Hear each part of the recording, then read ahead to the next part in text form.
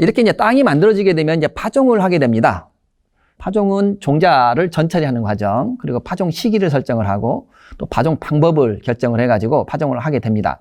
또 제식거리를 설정하는 방법에 대해서 말씀을 드리겠습니다. 캐나풀 파종을 하기 전에 물하고 살균제 처리를 하게 되는데요.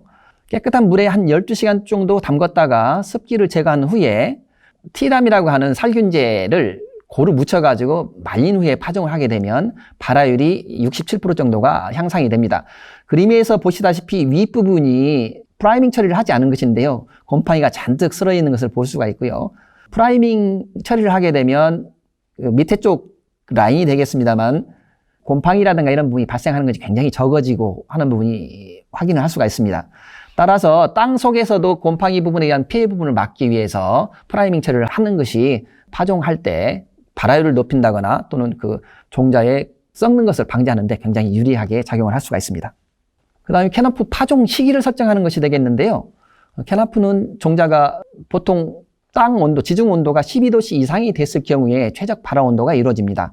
땅 온도를 4월 상순부터 5월 하순까지 측정해 본 결과 약 4월 하순 이후에 또는 4월 중순부터 약 12도씨 이상의 땅이 온도가, 지중 온도가 설정이 돼서 파종하는 게 가능한 것으로 평가를 되고 있습니다만 우리나라에서 그 서리가 내리는 만상 시기가 4월 하순까지도 오는 경우가 많기 때문에 표준 파종 시기는 5월 1일 정도로 잡는 것이 가장 알맞습니다. 실제로 5월 1일하고 4월 15일부터 15일 단위로 해서 파종을 해보니까 5월 1일 파종할 경우에 생산량이 가장 많이 나올 수 있는 부분이 나오고 있고요. 약 13,300평당 13,000 생채량으로 13,000kg까지도 나올 수 있는 수확량이 이렇게 늘어날 수가 있습니다. 약 1개월 정도 넘어가는 5월 30일 정도 파종을 하게 되면 수량이 굉장히 줄어드는 부분이 또 확인이 되고 있는데요. 따라서 캐나프는 4월 하순에서 5월 상순 중 특히 5월 1일에 파종을 하는 방법이 가장 최적의 수량을 확보할 수 있는 가장 좋은 방법이 될 수 있겠습니다. 파종 방법은 기계를 이용한 조파가 가장 적합한데요. 산파할 경우에 종자가 노출이 돼서 습기가 빨리 말라가지고 발화가 안 되는 경우가 굉장히 많이 발생을 하고, 전파의 경우는 노력이라든가 이런 부분에 비해서 발화율 상승이라든가 또 수량 증가 폭이 좀 적기 때문에 좋은 파종 방법은 아니고 기계를 이용한 전파와 같은 형태인 기계 조파가 가장 좋은 파종 방법이 되겠습니다. 파종기는 복합 파종기나 황금 파종기가 모두 가능한데요. 발화율이 굉장히 높아서 구멍당 2개 내지 3개 정도가 파종에 든 게 가장 좋습니다. 이런 부분을 했을 때 보충으로 파종하는 양까지 합치게 되면 캐나프 종자 파종량이 한 2.5에서 3.0kg 정도가 소요가 되는 것으로 그렇게 파악이 됩니다. 실제로 기계 파종을 하고 있는 그런 사진이 되겠는데요. 트랙터에 부착한 복합 파종기가 되겠습니다. 종자가 들어있는 통관 간격이 현재 20cm 정도로 조정을 시켰고요. 또 트랙터 부착에 했을 때 위쪽 그림에서 보시면 점과 같이 삐쪽하게 나와 있는 부분이 종자가 나오는 부분인데 거기가 약 12.5cm 정도 차이가 나서 한 구멍을 막고 두 구멍을 하게 되면 약 25cm 정도가 되는데요. 종자가 한꺼번에 빠지는 게 아니고 조금 약간씩 흩어져서 파종이 되기 때문에 약 20cm 정도가 유지가 됩니다.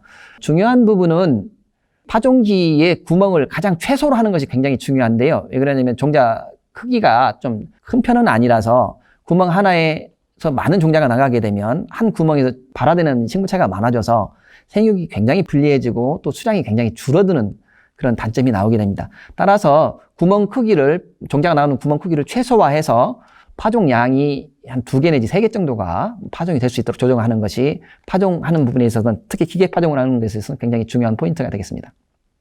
캐나프의 사료 가치를 좀 비교를 해봤는데요. 이 부분의 사료 가치가 월등히 높은 부분이 확인이 되고 있습니다. 따라서 좋은 품질의 수량을 확보를 하거나 또는 광합성량을 충분히 하기 위해서도 이 부분이 많이 확보가 되는 게 중요한데, 이 부분을 최대화할 수 있도록 재배 기술을 개발을 하고 응용을 하고 적용을 하는 게 굉장히 중요한 재배 기술의 포인트가 되겠습니다. 실제로 사진에서 보시겠지만 위에 부분에 있는 사진은 캐나프가 많이 심어져 가지고 두께가 2.2cm 이하로 확보가 되었을 때 그렇게 나오는 사진들인데요. 잎이 하나만 달려있는 형태로 굉장히 허성허성하게 달려있는 것을 보실 수가 있습니다. 저렇게 됐을 경우에 충분한 광합성량을 확보를 하지 못하고 이 때문에 성장에 좀 방해가 되고요. 밑에 부분은 구멍당 2개 내지 3개 정도가 파종이 돼서 또 적정한 제식거리가 유지가 됨에 따라서 이 부분이 아주 많이 달려있는 부분을 볼 수가 있는데요. 말씀드렸듯이 사료 가치도 높아지고, 즉 이용 가치도 높아지고, 또 성장을 굉장히 광합성을 통해서 촉진시킬 수 있는 요인이 되기 때문에 적정한 제식 간격이라든가 또는 파종 방법을 유지시키는 게 굉장히 중요합니다. 실제로 제식거리를 20 곱하기 10cm부터 30cm까지 약 10cm 단위로 해서 시험을 해봤는데요. 20 곱하기 10cm는 크게 성장하지 못해서 그렇고 20 곱하기 30cm는 잘 성장하기는 하는데 잇모수가 굉장히 적어서 수량이 좀 적게 나오는 부분이 확인이 되고 있습니다. 또 말씀드렸듯이 캐나프는 줄기 직경이 2.5cm를 넘어가게 되면 잎이 하나 더 나오게 되는 2차 직경이 발달을 하게 됩니다. 따라서 옆 면적이 굉장히 증가를 하고 옆 면적이 증가를 하게 되면 광합성이 활발히 일어나서 생육이나 수량 또는 사료 가치 등이 증가를 하게 됩니다. 대표적으로 봤을 때 20 곱하기 20cm를 처리했을 경우에 연면적 지수가 20 곱하기 10cm보다 상당히 올라가 있는 부분이 확인이 되고 있습니다. 연면적 지수는 하나의 식물체에서 나오는 엽을 전체 합친 면적을 얘기를 하는데요. 이 부분이 많이 생기기 때문에 연면적이 굉장히 늘어나고 있는 부분이 보이고 있는데 20 곱하기 30cm가 조금 크기는 합니다만 연면적이 좀 더 많기는 합니다만 그렇게 크게 많지는 않고 20 곱하기 10cm에 비해서는 연면적이 월등히 많은 걸로 봐서 잎이 훨씬 더 많이 달린다는 거죠. 따라서 광합성 증가라든가 또는 영양가치, 즉 산업 이용성을 확보하는데 적절한 제식거리를 유지하는 게 굉장히 중요합니다. 수량성이라든가 이런 전체적으로 비교를 해봤을 때 20 곱하기 20cm를 했을 경우에 300평당 약 13,000kg 정도 이상이 나오게 돼서 가장 적합한 제식거리라고 확인을 할 수가 있습니다.